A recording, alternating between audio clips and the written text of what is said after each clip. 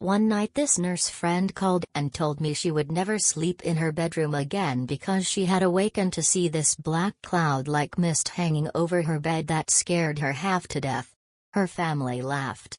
The next night she called to tell me her husband had been killed in an auto crash less than 1,000 feet from their home. Of course he had been in the bed with her when she saw the black mist. Heard a story once about a fifth-floor neuro unit. This was told to me first person. Nurse was at the desk, and a guy in white nursing garb came through the double doors, walked into an empty room, and didn't come back out. Nurse thought it was weird, so he went into the room, and it was empty. He went to the double doors and opened them, and there were two resp techs talking at the entrance who swore they'd been there talking the whole time, and that nobody came through the doors.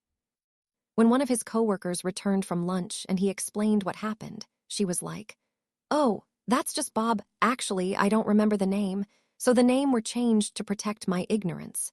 He worked here as an IV nurse years ago and was accused of molesting a child.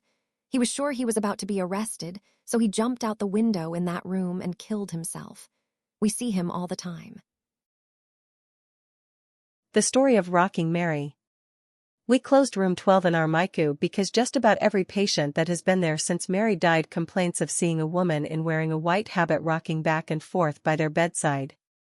Apparently this nun never makes eye contact, just stares outside the window, which happens to be on the patient left side over their head.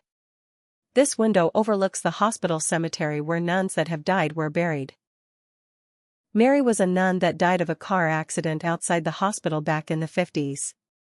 She was only about 30 years old and all patient describes her as a young woman. We all thought that it was the sundown syndrome. Anyways, since then room 12 became our storage room where no one goes in by themselves unless it is absolutely critical. Prior to becoming a nurse, I was a paramedic.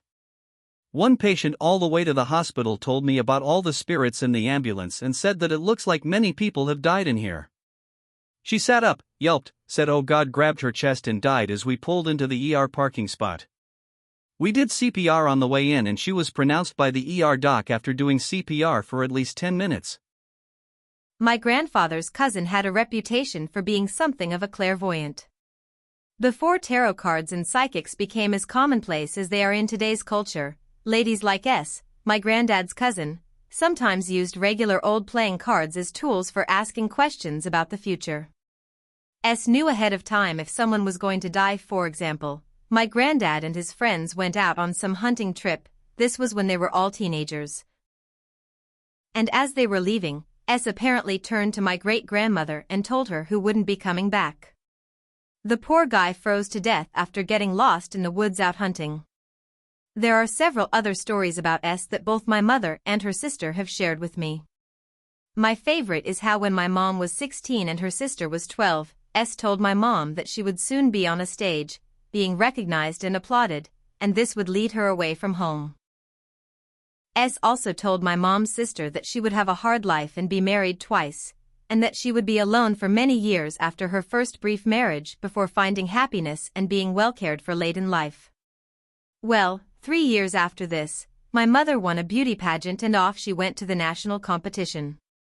My aunt, meanwhile, married at 21, divorced him at 29, raised her kids by herself on a secretary's pay, and finally remarried at 51.